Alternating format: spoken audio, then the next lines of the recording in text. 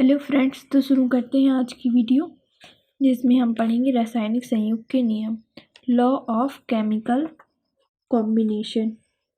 रासायनिक संयुग के नियम क्या होते हैं? जो भी हम रासायनिक नियम करते हैं, वो रासायनिक नियम करते समय हम जो भी नियमों का पालन करते हैं, वो रासायनिक संयुग के नियम कहलाते हैं। ये कितने प्रकार के होते हैं? निम्नलिखित 5 प्रकार के होते हैं। पहला, द्रव के संरक्षण का नियम। दूसरा, स्थिर अनुपात का नियम। तीसरा, गुणित अनुपात का नियम। चौथा, गैर लूसेक का नियम। पांचवा, अवोगाद्रो का नियम। हम सबसे पहले किसके बारे में अध्ययन करेंगे? द्रव संरक्षण के बारे में। द्रव के संरक्षण का नियम, law of conservation of mass. द्रव के संरक्षण का नियम, ये इसको सर्वप्रथम किसने प्रतिपादित किया था? इसको सर्वप्रथम रूसी वैज्ञानिक थे जो लोमोनोसोव, उनने प्रतिपादित किया था। और इन्होंने इस नियम की अच्छे से पुष्टि नहीं की थी, तो दो और इसके बाद वैज्ञानिक आए, लैबाइजिए और लेंटोल आदि वैज्ञानिक आए, जिन्होंने इसकी पुष्टि बाद में की है। और ये किस सन में? 1756 में ये प्रतिपादित किया गया था। ये नियम इस नियम के अनुसार जब किसी रासायनिक अभिक्रिया में भाग लेने वाले पदार्थों की मात्राओं का योग, जो रासायनिक अभिक्रिया में भाग लिया है किसी भी पदार्थ ने, और उसकी मात्रा का योग रासायनिक अभिक्रिया से बने पदार्थ की मात्रा के योग के बराबर होगा। और रासायनिक अभिक्रिया में ना तो द्रव उत्पन्न होता है, ना ही नष्ट किया जा सकता है। अब हम इसकी परिभाषा देखते हैं। जब किसी भी रासायनिक अभिक्रिया में भाग लेने वाले पदार्थों की मात्राओं का योग रासायनिक क्रिया से बने पदार्थों की मात्राओं के योग के क्या होता है? बराबर होता है। और ना तो रासायनिक अभिक्रिया में द्रव उत्पन्न होता है, ना ही नष्ट किया जा सकता है। जब कोई भी रासायनिक अभिक्रिया होगी तो उसकी जो भी मात्रा है, वो जो रासायनिक क्रिया से खुद बना हुआ पदार्थ होगा, वो दोनों बराबर होंगे। जैसे हम उदाहरण के लिए लिया 2 ग्राम हाइड्रोजन और 16 ग्राम ऑक्सीजन, और क्या है, 18 ग्राम जल बनता है पहले से ही, इसका जो रासायनिक अभिक्रिया से ये बना है। अब इसको हल किया। रासायनिक अभिक्रिया में अभिकारकों का कुल द्रव्यमान, यानी कि इस 2 को और 16 को जोड़ देंगे तो 16 और 2 18, और ये कितना, ये खुद रासायनिक अभिक्रिया से बना तो 18, यानी कि द्रव संरक्षण के नियम के अनुसार ये जो रासायनिक अभिक्रिया से बना पदार्थ है वो, और जो रासायनिक अभिक्रिया में भाग ले रहा है वो पदार्थ बराबर हैं। ये भी 18 है और ये भी 18 ग्राम है। तो ये सिद्ध होता है, यानी कि ये इस उदाहरण से पता चल रहा है हमें कि ये द्रव संरक्षण का नियम का एक उदाहरण है। अब हम पढ़ेंगे स्थिर अनुपात का नियम। स्थिर अनुपात का नियम, इसे एक और नाम से यानी निश्चय अनुपात का नियम भी कहते हैं। लॉ ऑफ कांस्टेंट, इसको किसने प्रतिपादित किया? जोसेफ लुई प्राउंस ने प्रतिपादित किया सन 1799 में। ये स्थिर अनुपात नियम कहता है कि वो प्रत्येक रासायनिक यौगिक जिसमें उसके अवयवी तत्व का भार एक समान होता है, चाहे वह किसी भी विधि से प्राप्त हो, यानी कि जो भार है उसका वो समान होगा, चाहे वह किसी भी विधि से प्राप्त हो। जैसे परिभाषा, प्रत्येक रासायनिक यौगिक में उसके अवयवी तत्व भार अनुसार सदैव एक निश्चित अनुपात में पाए जाते हैं, चाहे वह किसी भी यौगिक किसी भी विधि से प्राप्त हो। जैसे कि जब हम पानी लेते हैं, जल, तो वह जल चाहे नल से आया हो या फिर नदी या कुआं या समुद्र, है वो जल ही। तो उदाहरण के लिए लिया हमने नदी, कुआं, समुद्र, वर्षा आदि के प्राकृतिक स्रोत हैं। क्या है, प्राकृतिक के आदि स्रोत है। और प्रयोगशाला में किसका, हाइड्रोजन और ऑक्सीजन का संयोग करके और भी अन्य रासायनिक विधि से। अब हम तीसरा नियम पढ़ेंगे, गुणित अनुपात का ये नियम या सरल अनुपात का नियम। ये एक सरल में होता है, एक सरल अनुपात में होता है।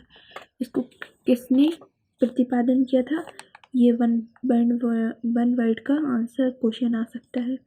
जॉन टॉल्डन ने प्रतिपादित किया था, किस सन में, 1803 में इसको प्रतिपादित किया था। इसकी परिभाषा देखते हैं। परिभाषा, जब दो तत्व आपस में संयुक्त करके दो या दो से अधिक यौगिक बनाते हैं। जब दो तत्व मिलेंगे आपस में तो दो या दो से अधिक यौगिक बनाएंगे। तब एक तत्व की भिन्न भिन्न मात्राएं जो दूसरे तत्व के निश्चित द्रव्यमान से संयोग करती हैं परस्पर एक सरल अर्थात पूर्णांक अनुपात रखते हैं।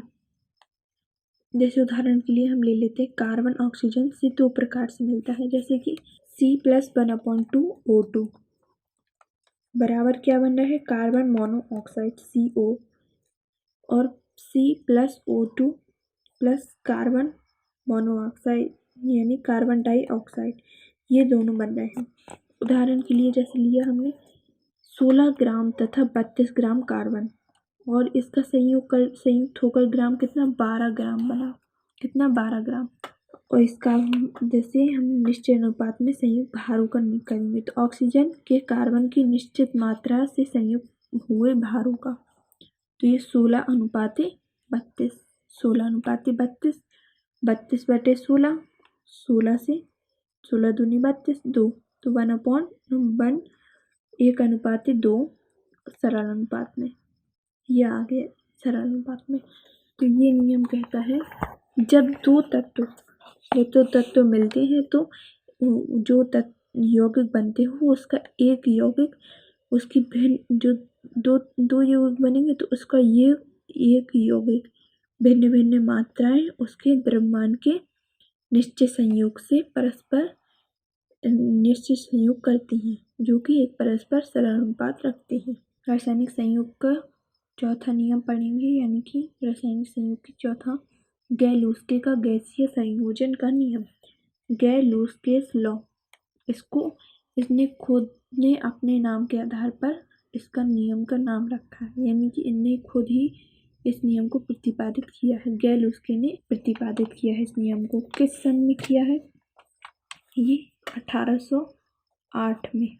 इस नियम के अनुसार जब गैसें आपस में संयोग करती हैं तो आयतनों में सरल अनुपात होता है और यदि उनके संयोग से कोई भी पदार्थ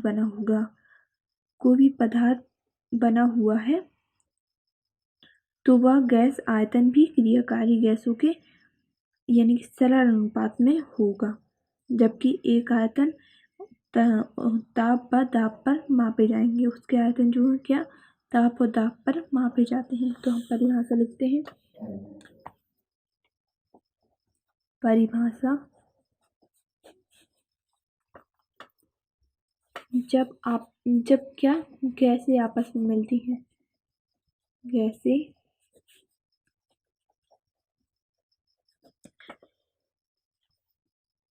आपस में संयोग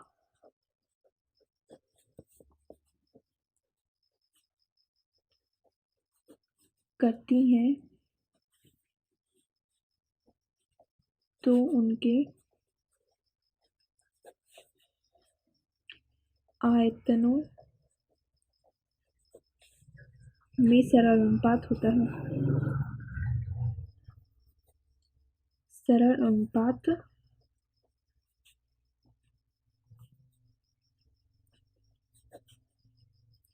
होता है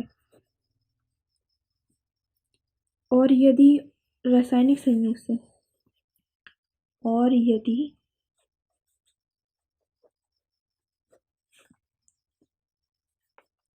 उनके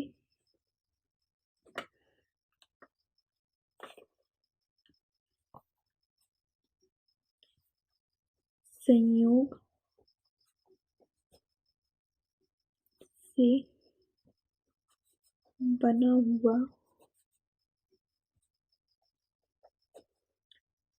पदार्थ भी गैस हो तो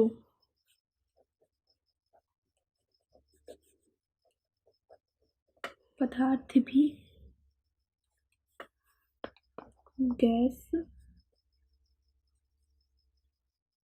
गैस हो तो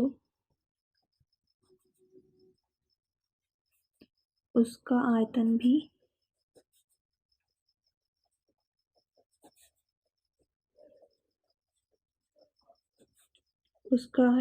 क्या होगा? क्रियाकारी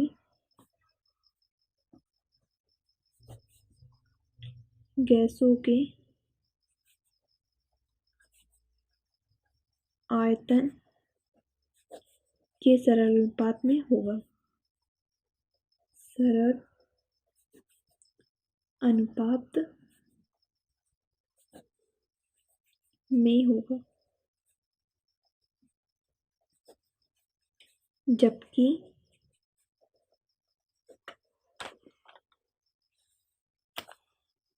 सभी आयतन एक ताप और दाब पर एक ही ताप व दाब पर नापे जाएं। यह है गैलोस्के का नियम की परिभाषा।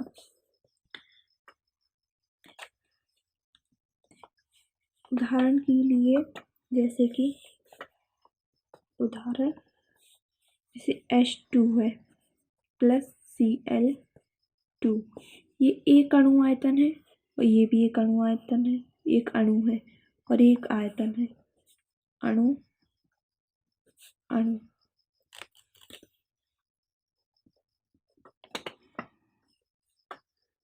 आयतन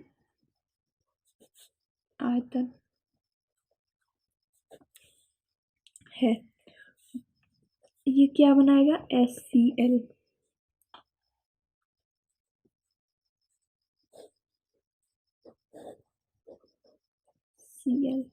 यानी कि दो अणु दो आयतन।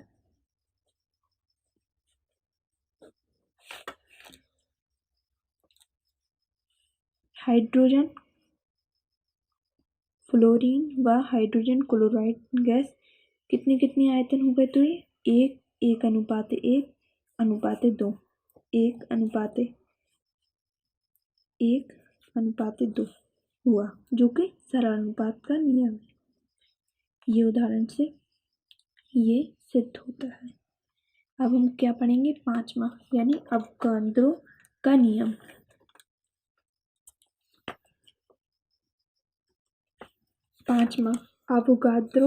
नियम। अवगाद्रोस लॉ। ये सन 1811 में प्रतिपादित किया था। किसने? अवगाद्रो। और इस नियम के अनुसार हम लिख सकते हैं, इसमें परिभाषा ही है। जब समान ताप व दाब गैसों के समान जो आयतन होता है, गैसों का आयतन में मिलती हैं, तो उनकी संख्या क्या होती है? बराबर होनी चाहिए। उसकी संख्या बराबर होनी चाहिए। उदाहरण जैसे कि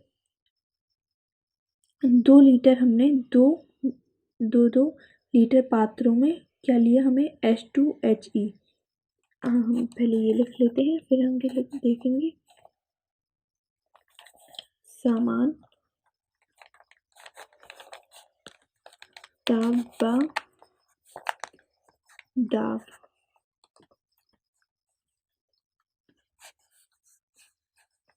पर गैसों के समान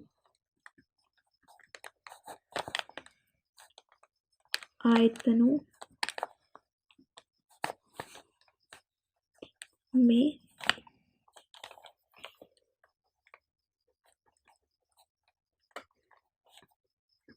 अणुओं की संख्या बराबर होनी चाहिए।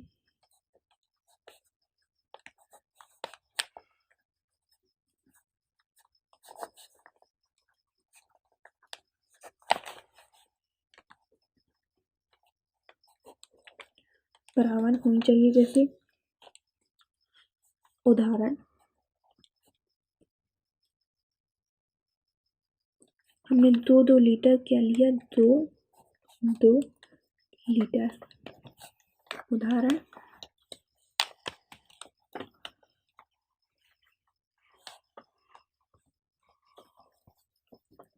2 लीटर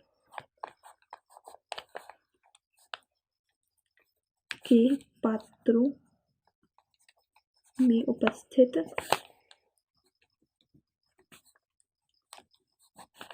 H2HE और CO2 व SO2 गैसें ली।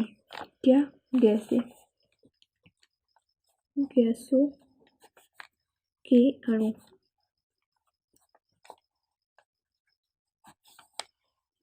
की संख्या